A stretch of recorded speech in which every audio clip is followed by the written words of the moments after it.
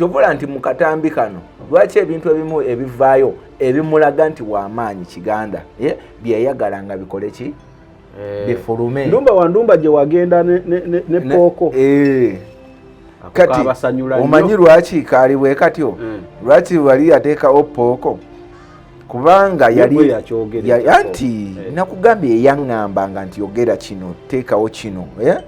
Osobola okusoma mu Exodus chapter 40 verse 1 to 5 era ekikyogera ku kikondo ky'ettabaaza. Ettabaaza emmeka? 7. Genda waddako. Then osobola okusoma mu Hebrews chapter 9 verse 1 to 6. Osobola okulabamu ekkanisa ng'erimu ekikondo ky'ettabaaza. Revelations chapter 1 verse 12 to 14. Naye ekulaga ettabaaza olwo ndi ku ttabaaza 7. Oli yabuuziza mu komenti nti ettabaaza 7 zivaawa. Ekkanisa yonna etali mu ttabaaza ki okusinziira ku Bayibuli ku ebyo ebyawandiikibwa. Gwe genda weesomerewo olabe. Then tulina Revelations chapter 4 verse 5. Ekikondo era nabo bakulaga. Naye bano abasajja kye basooka okukola kwe kumenyawo enkolagana ne Katonda bo ne bayingira omwoyo wa Mukama ne bamugjamu mu kanisa. Bo basoma mu ne bwe ba Bayibuli basoma mu bo bye baagala.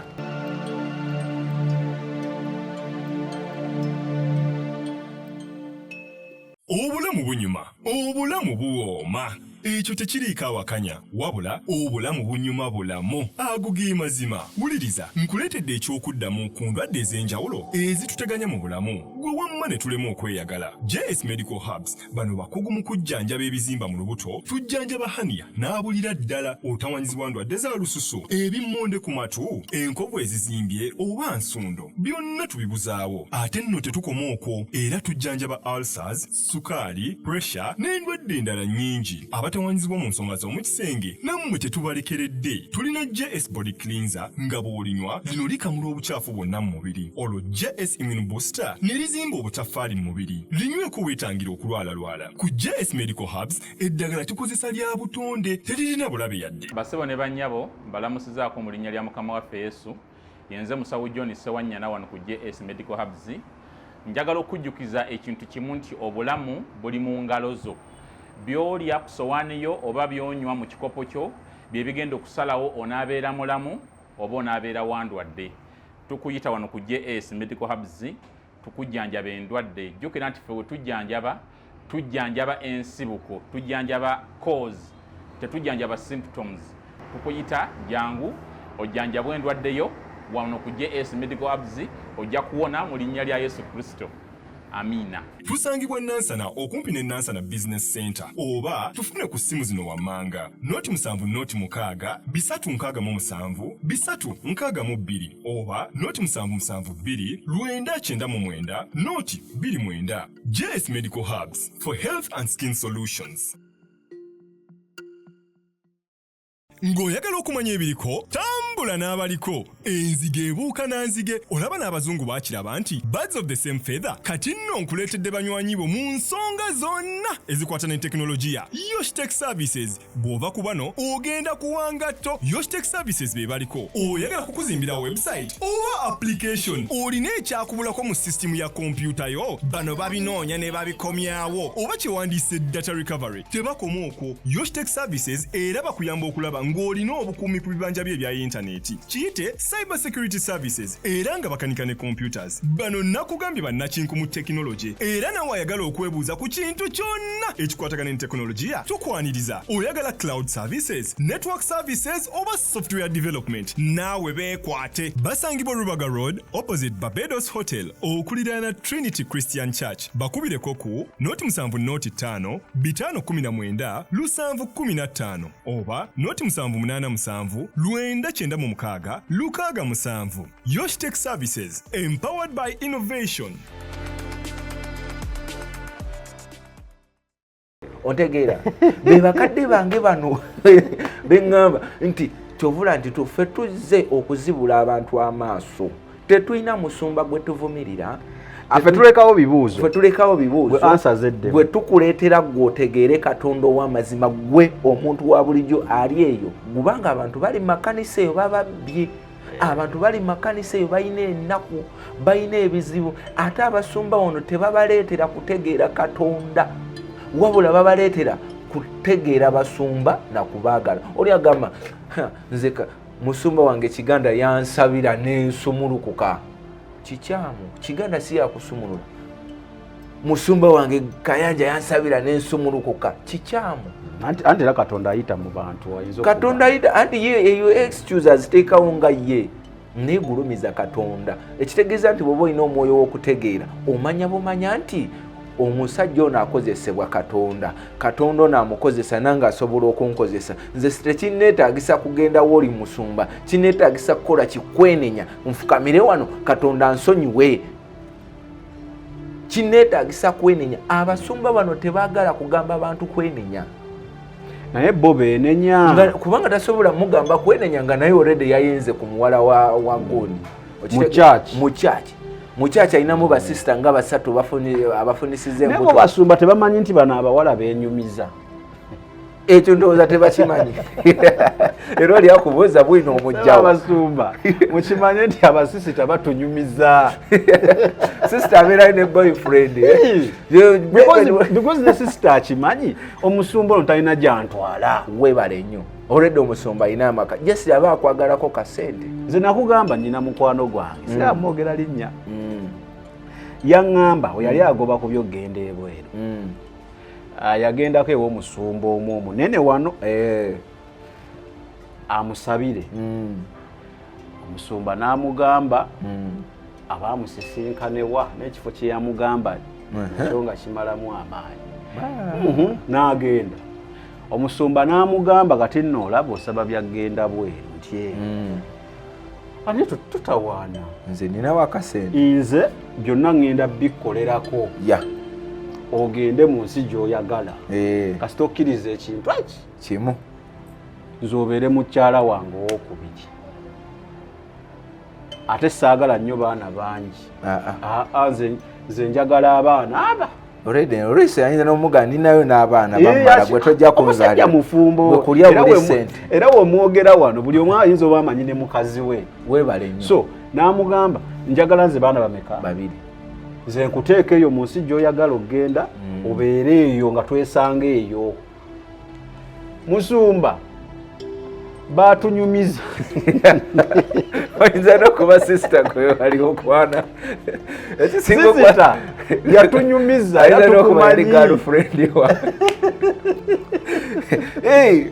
gwe kati gwe omusumba okola ebyo naye ng'okimanyi obikola ku girlfriend wange ajja naŋŋamba okitegeera naganaye ow'omubutuufu nagenze ku kyaki eyo okusaba ebyo si birungi kubanga ffe twagala abantu kati mwe we twandibadde mutuleetera okutegeera Katonda ow'amazima olwo nzirayo ku kiri nti Katonda alonda abantu alina akasanvu akatavunamira nga bayaadi Katonda ajja situla gw'okyewaanawaana kaba kasirifu naye ng'ebintu kakoze ki kabitegeera kati gwe byonna bikola ekiseera kijja tuuka ate ekiseera kiyinza okuba kyekino abasumba tebakyabulira abantu kwenenya abasumba tebakyaleetera abantu kutegeera Katonda ow'amazima abasumba tebakyanyonnyola Katonda tebanyonnyola Katonda w'ensi gwe tulina okutegeera tebanyonnyola Katonda mutuufu banonnyola Katonda banyonnyola Katonda wa prosperity webale nnyo jangu ofune visa ogenda funa omusajja ennyumba gy'oyagala ogenda gizimba jangu buli muntu ayagala buli abasinga wano tuli mu mpangisa kati bwayogera mu kuzimba ennyumba n'okyamuukira ndi wano nsaba Mukama ndaga musajja gwe nayogerera mu bibiri abantu balinga 2-5 musajja gwe Mukama ndaga nirodi takuli bulungi jangu maaso yakukeerako ebitaano ekyamazima waliwo nga landirodi amuli bubi ulira kyova olaba kati nno abasumba bano bazibu kati bwagamba nti ndabyo landirodi ogenda olaba abantu nga 10 nga bavudde naye nga bali mu kwogera mu bigambo bagambye ndaba omusajja gwali awo nga mwana wo mulwadde kati ng'atandika basimba emikono ng'akugamba n'ateekamu rabababababa shantarababababa ennimi ze boogera za bulimba nabo bennyini bakalu kati ulabayo ekisinga okunnuma ng'abakwatako bakugamba gwesisinkana mu ofiisi bwomala jangu mu ofiisi bw'omala okutuuka kati akuŋŋanya abavubuka be nga 10 n'abagamba mwategedde kati gogenda kunoonya ensigo ya mitwalo aga lalo lyakubanja meka 3 noonyayo 10 olireete tumuzikize katonda ajja kukolera naye bwoba bulogo ogamba tumuzikize bazikiza tonalaba bapasi akugamba katonda akuyamba buyambi ofune ssente osasule omusajja naye si kumuzikiza babazikizanga esaala ezikiza togimanyi eri oba mu Zabbuli 39 babiki ndowooza bwe watyo manyi saagala yingira nnyo bintu ebyo bisaana nabyo obudde musajja akusomera esaala n'ozikira naye ate tagisoma mu butuufu bwayo kati olwo wateerawo gana amaanyi ge era abagisabidde mu mutima mu ateerawo agana amaanyi ge gwe n'ofuna okukkiriza nti mu butuufu pasita akola otegedde waliwo omukyala yagenda omwami yali akyali awo ku lw'essalaama ng'akwata ekkubo simanyi ekifuba kimuluma ng'agenda sijjukira oba ebiseera ebyo omwami yali azza entebe eyo waliwo yali ku lw'essalaama awo bayeka bamumanyi ng'atuukayo kansolingi wano abiri baasa ng'atuukayo ng'amunnyonnyola ng'amusumba vuka omusajja abeera smart ate era nyo obeera mu byeru sadaka kat viri nazookyamu bulira n'amugamba ogenda mukama ndaga sisitawo takuli bulungi sisita gwe bazaaliwa naye takuli bulungi naye ebyo byonna kootuuse wano mbiwedde kino ekibuga kya Katonda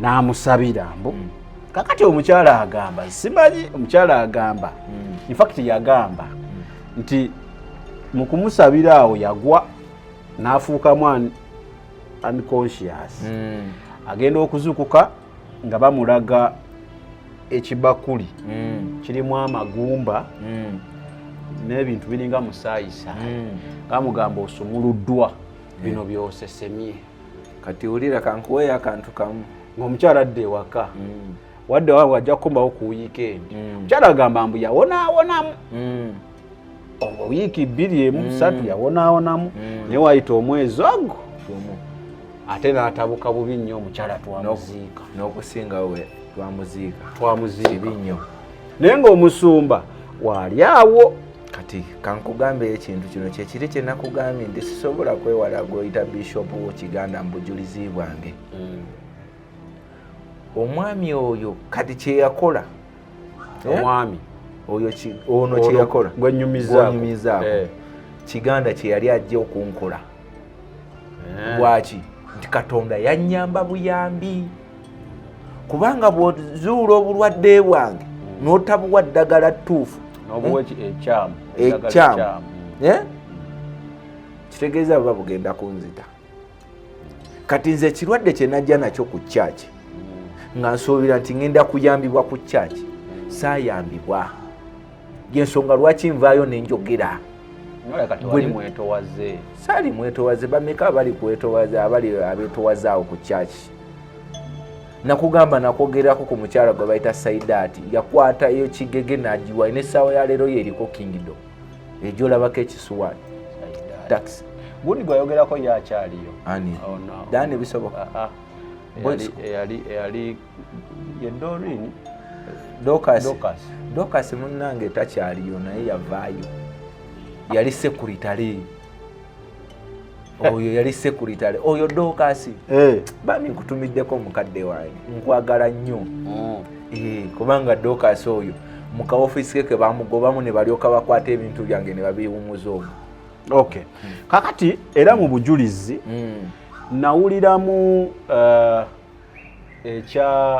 ekya ono omusawo nerabidde linnya nenawuliraga omusawo yali ebiseera bye yali yeranga nnyo ku radio. Gundi Ndumba wa Ndumba. Aha, Ndumba wa Ndumba.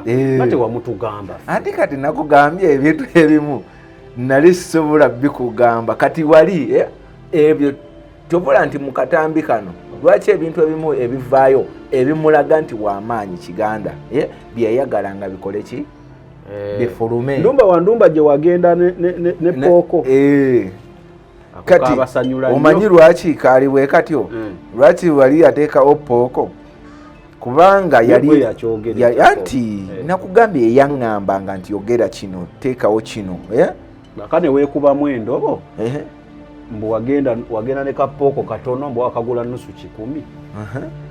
Pooko kati tolaba nti byonna tolabanga nti byali waliwo yagulibwako 10 wayogera 10 naye ate ndowooza olabawo ye omanyi sitaani mulimba yajja kubba kutta na kuzikiriza ate buli lwoyogera Bayibuli Bugundi akugamba Baganda be boogera nti obulimba bukeera amazima ne gakola ki go gajjira nnyo ge gasooka gakola ki gajjira nnyo ku nfudo okitegeera naye kati egyo emyaka okuva 2-5 kati amazima lwe gakatuuka kati. Ndumba wa Ndumba yani? Ndumba wa Ndumba yali musawo yali musamize yabeeranga Fort Portal Harukooto. Tubula nakugamba mbujulizi bwange njagala nnyo okwogera ekintu kyeninako point kyengenda okunyonnyola nti oli ne wavaayo n'ambuuza nti kino kinyonyodde otya nti nsobola okukusongera. Kati oyo Ndumba wa Ndumba yali avudde ebizinga by'e Zanzibar. Ndumba wa Ndumba bwe yajja yatuukira kasozi bakayita Harukooto. Harukooto we wali saawa zino oba olubiri lwe Fort Portal olw'omukama oyo Nnyimba Kabamba Ggulu Lukidde ow'okumeka ow'okuna baithawayo n'ow'okusatu naye okwo kwe yali n'ow'okubiri neyasooka ate yasooka yali Kabaleega. Kati oyo Ndumba wa Ndumba bw'ajja n'akolaawo essabo neŋŋenda anti nakugamba nti nze nali nnumba nnyo omuntu omusawo kasita gwe majiini go gaba si masiraamu nga galina okusiramuka nga galina okutayirirwa gatole shahada pulira kati n'ennumba naye kati mu kugenda kwange kali ak'ennyama ye yaŋŋamba kasseewo otegedde saagenda naye n'owulira n'okukassaawo era nayogera 10 ze nakola ki jjukira nali olulimi sirutegeera lutoolo ndimu olutoolo lungi mu bigambo byo ogamba naye wagenda n'akanyamako nti amajiini manyi woba olya nnyo akanyamaako amajiini tegakulumba batuyingidde mu lulyo lw'okulya era waliwo yagamba n'alyanga eyo oluno agenda tumya kilo 10 okitegeera watu wagamba twali ku mulamu ate olwo Kristo oba tuli mu gwakulya mmere awo twali ku mulamu ate tewagenda na kapooko ate ye yayogera nkikole ki yeyampanga nkugambye yeyampanga advice yogera kino naye ng'ebiseera ebyo buli kye nayogeranga kimuyamba timusitula kimuzza engulo kimufuula ow'amaanyi pasito ow'amaanyi okitegeera naye nga ye yampadde ebyokwogera kubanga twamalanga okwogera ng'ate alina okuddayo mu studio bamwyitanga Kyobe ndowooza oba studio nawuliramu mwami mwabeerawo ne mwami ani nawulira mwami wa Serwadda Serwadda mukulu Serwadda oyo Serwadda naye yayawukana naye Kiganda bonna takyayina oyo naye takyamwina yakola ekkanisa oba eri ku lw'Emityana Busunju saidi eyo ali eyo Busunju kale kati tuwe emboozi entuufu eya wa Ndumba. Ndumba wa Ndumba nagenda nga nze jjukira amaanyi gange nagayina emisambo bwe jandaba gye yalina emisambo nga 6 emituufu naye nga kyekiri kyenkunyonyodde nti mulimu oli abeera n'akantu katono n'agaziyizaako n'akola nebyatakola ki nebyatasobola kati era najjo nengikwata nengimugjako era bambi Ndumba wa Ndumba yaddayo e Zanzibar bw'amala okuddayo ate yakomekereza era naye agenze wansi mu nnyanja okufuna emituufu okutwalibwa amaanyi so Ndumba wa Ndumba story yali ntuufu naye mwagyongeramu twagyongeramu olwo ono yagyongeramu asobole okukola ki okuyisaawo ekiki era abali e Fort Portal baali bamumanyi baali bamuwulira era yali yeeranga awo ku Harukooto yambukako Katinyi okitegeera ebintu ebimu kugambye mu katambi buno mu bujulizi ebiseera ebyo Kiganda ye yayagalanga ye byayagala bye biba bikola ki olwo ebimubaakinga era mu katambi nti wafunange amajini ng'oli effort n'ogatwala ku muzikiti ogwo gw'empanga era n'ogamba nti babayita bakadha district card simanyi kagali mu luzungu naye bwekanyonyole mwe mwasoma ye yagatoozanga shahada anti kati district card yabangani district card era ali ku comment ajja kuyambako mu kutangaza akulira oba region eyo oba district mu Busiramu kituufu ekyo mwe yagatoozanga anti lwaki ako twakongeramu ekyo twakongererangamu nga ayagala guno omusango gunzigibweko gube kwoli nakugambye nti yabeeranga yina akantu akagamba nga ye yali alaba jjukira ye yali omukulu nze nga ndi muto kati nga balaba nti bwe tunayogera nti amajini gano nze nagatoozaze nga shahado ye kijja munyiga nga ye abiri nange essaawa zino kitegeera bali bajja kukola ki kati tukikanyuga ewooli so mwamuwaayira twamuwaayira kankugambe wene Sheikh Habibu Mande okadde wange mwetondere oba akyaliyo mwetondere simanyi oba akyaliyo kubanga siddangayo kunoonyereza mwamuwaayira Sheikh Habibu Mande twakyogera naye nga yali tasobola simatuka mboozi eyo nga bwe nkugamba bujulizi bwange Kiganda tasobola gikola ki gisimatuka kubanga ye Fort Portal yali atwala omuzigiti ogwo ate ogwo omuzigiti gw'empanga bwethawo Kiganda yatuukayokko era n'agukuba n'ebifaananyi n'ayingiramu ne muzigiti ng'olwo tuva eri Harugongo okutema omuti era mu katambi akyogerako okiwulira so ye yayogera nti gamba bwoti ne bwoti omusajja mwetondere ate nze mwetondere nze namuwaayira gwe yabyogera oli ye yandakira katuumulemu katono tugaba tukomawo naye nga tugatambulira nnyo ku comments obujulizi byayogera mujulizi weri omwami eyabuuziza ku kyalugabire byonna tugenda byogerako kale katukomewo ng'oyagala okumanya ebiriko tambula n'abaliko enzige ebuuka na nzige olaba n'abazungu baakiraba nti birds of the same feather kati nno nkuleetedde banywanyi bo mu nsonga zonna ezikwata ne tekinologiya Yoshtech Services bw'ova ku bano ogenda kuwangatto Yoshtech Services be baliko oyagala kukuzimbira website oba application olina ekyakubulako mu sisitimu ya kompyuta yo bano babinoonya ne babikomyawo oba kyewandiise data recovery tebakoma okwo Yoshtech Services era bakuyamba okulaba ng'olina obukuumi ku bibanja bye ebya intaneti kiyite cyber security services era nga bakanika ne computers bano nakugambye bannakinku mu tekinologi era nawe ayagala okwebuuza ku kintu kyonna ekikwatagana ne tekinologiya tukwaniriza oyagala cloud services network services oba software development naawe beekwate basangibwa Rubaga Road opposite Barbados Hotel okuliraana Trinity Christian Church bakubireko ku noti 7 noti 5 519 715 oba noti 787 996 667 Yoshtech Services empowered by innovation. Obulamu bunyuma, obulamu buwooma. Ekyo tekiriiko awakanya wabula obulamu bunyuma bulamu agugi mazima. Wuliriza nkuleetedde ekyokuddamu ku ndwadde ez'enjawulo ezituteganya mu bulamu gwe wamma ne tulema okweyagala. JS Medical Hubs bano bakugu mu kujjanjaba ebizimba mu lubuto tujjanjaba hania n'abulira ddala otawanyizibwa ndwadde za lususu ebimmonde ku matu enkovu ezizimbye oba nsundo byonna tubibuzaawo ate nno tetukoma okwo era tujjanjaba ulcers, sukaali, pressure n'endwadde endala nnyingi abatawanyizibwa mu nsonga z'omukisenge nammwe tetubalekeredde tulina JS Body Cleanser nga bw'olinywa lino likamula obucaafu bwonna mu mubiri olwo JS Immune Booster ne lizimba obutafaali mu mubiri linyweko weetangira okulwalalwala ku JS Medical Hubs eddagala tukozesa lya butonde teririna bulabe yadde. Basebo ne bannyabo mbalamusizaako mu linnya lya Mukama waffe Yesu yenze musawo John Sewanyana wano ku JS Medical Hubs njagala okujjukiza ekintu kimu nti obulamu buli mu ngalo zo byolya ku sowaani yo oba byonywa mu kikopo kyo bye bigenda okusalawo onaabeera mulamu oba onaabeera wandwadde. Tukuyita wano ku JS Medical Hubs tukujjanjaba endwadde. Jjukira nti ffe we tujjanjaba ensibuko, tujjanjaba cause, tetujjanjaba symptoms. Tukuyita jangu ojjanjabwe endwadde yo wano ku JS Medical Hubs, ojja kuwona mu linnya lya Yesu Kristo.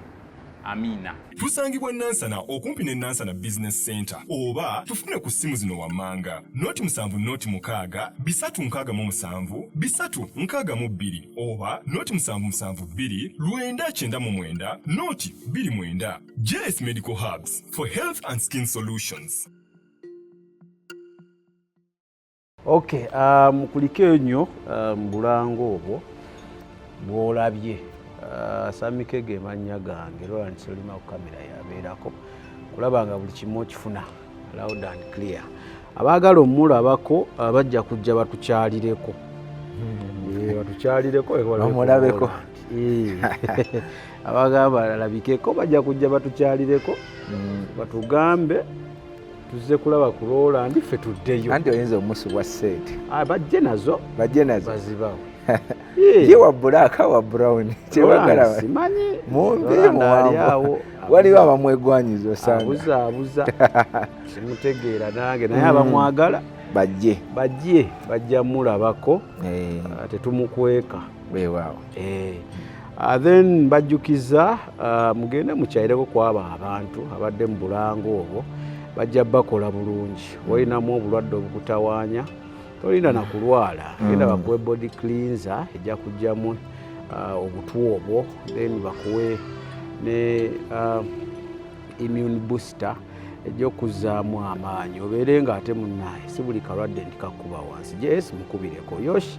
kyekimu ebintu ebikwatagana ne software ya computer byonna abitereeza so munoonyeeko naye nga na ssente manya abalokolo olumu tulina akajjanja tugendayo obwerere nti mukama sima biki nkoleraako njaleeta bizinensi ebeere bizinensi omugendeyo ne ssente gendayo ne ka budgeting okategese muteesezaawo otherwise bwe tunaagenderaawo tujja kukumaliriza nga abaana tetubagulira ku mate ewaka. Kale Yokaana wanjita we twasembayo okwogera wayogera ku bintu by'okugjamu engatto. Engatto tuzitaanyizaako naye kye tutannaba kwogerako kyekintu ky'emisubbaawa. Sorry leo katono ebiwandiiko ebyo byaki bino bya misubbaawa. Okay, ngende kyekintu ky'emisubbaawa wagamba nti yeekaalu oba ekkuŋŋaaniro lyonna nga litukuvu lina okubaamu emisubbaawa 7. Nabirabye mu comments awo nga waliwo abakugamba nti Yokaana ssebo ebintu ebyo bya ndagaano nkadde ye ne mumpya mwera era nti nkuwa bye nalabye nti Yesu kanisa yagijja mu mitima gyaffe. Kati njala ogattira wamu ne bino wadde wayogedde ku kyokugjamu engatto. Kati we kiba ate kisaawe we bategese okusaba we kiba nga kyaki we tusabira wale yagambye nga ejjudde enfuufu tujje mu ngatto mutuufu ko saidi ye n'okusinziira ku Bayibuli betugambira nti gwe kanisa bw'aba akunyonnyola olaba nga kyekituufu naye bwe tuddayo ku nnonoozo obwa Katonda nga tuzzeeyo Katonda bwe yali agamba nga ntandikidde ku kyengatto Katonda bwe yali agamba Musa ku lusozi Sinayi olwedde Musa yali yeekaalu naye Katonda n'amugamba jjamu engatto mu kifo kiri kye yalimu ekitegeeza nti gwali mubiri gwakola ki gwe yali ayambazizza engatto.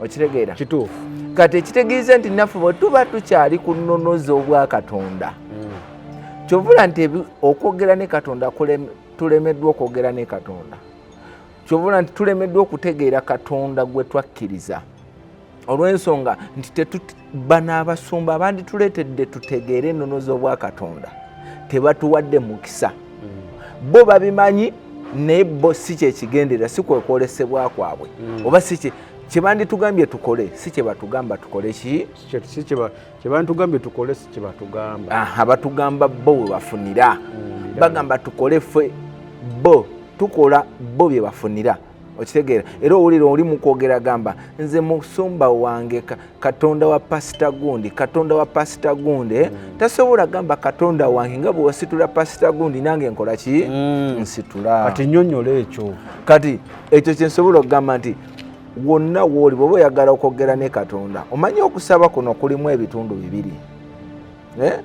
Ekisooka ekkuŋŋaaniro, Bayibuli yalina weetugambira nti temulekangayo okukuŋŋaana. Mu kukuŋŋaana mwe muva ebyokukola ki ebyokuyiga, okitegeera.